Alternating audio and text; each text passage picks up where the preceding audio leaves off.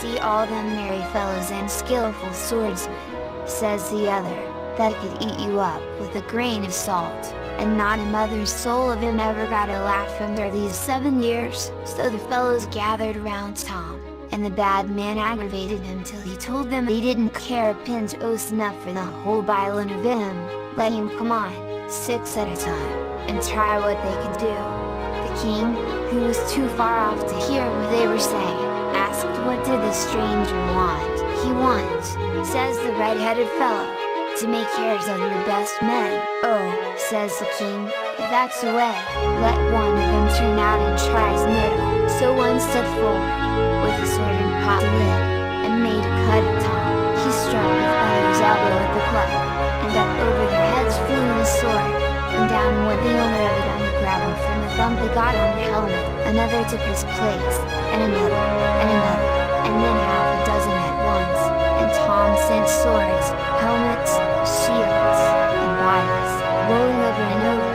and themselves bawling out that they were killed, and disabled, and damaged, and rubbing their poor elbows and hips, and limping away. Tom contrived not to kill anyone, and the princess was so amused, that she let a great sweet laugh out of her that was heard over all the yard.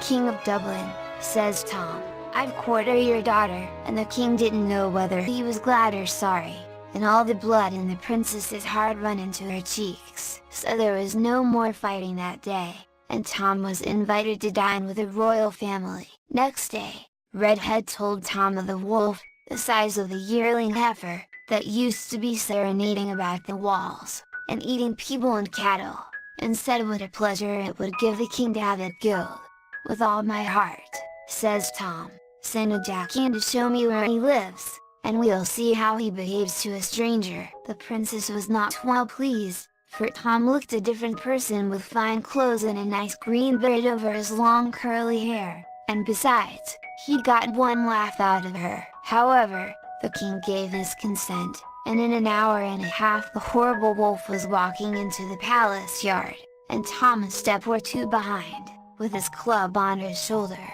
just as a shepherd would be walking after a pet lamb. The king and queen and princess were safe up in their gallery, but the officers and people of the court that were patrolling about the great barn, when they saw the big beast coming in, gave themselves up, and began to make for doors and gates, and the wolf licked his chops, as if he was saying, "Wouldn't I enjoy a breakfast off a couple of yez, lad with the goat skin?" Illustration 1.png. The king shouted out, "Oh Tom with the goat skin, take away the terrible wolf, and you must have all my daughter." But Tom didn't mind them a bit. He pulled out his flute and began to play like Vengeance, and Dickens, a man or boy in the yard, began shoveling away heel and toe, and the wolf himself was obliged to get on his hind legs and dance rather Jack Walsh, along with the rest. A good deal of the people got inside, and shut the doors, the way the hairy fellow wouldn't pin them, but Tom kept playing, and the outsiders kept dancing and shouting,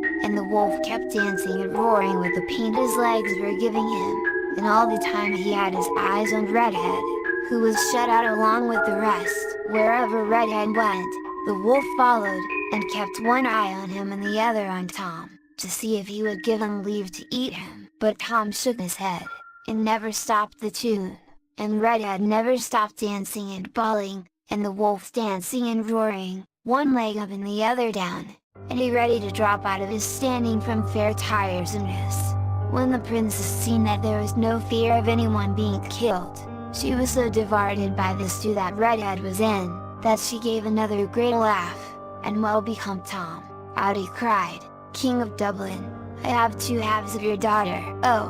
halves or alls," says the king, "put away that divil of the wolf, and we'll see about it." So Tom put his flute in his pocket, and says to the baste that was sitting on his curb and go ready to faint, "Walk off to your mountain, my fine fellow, and live like a respectable baste, and if ever I find you come within 7 miles of any town, I'll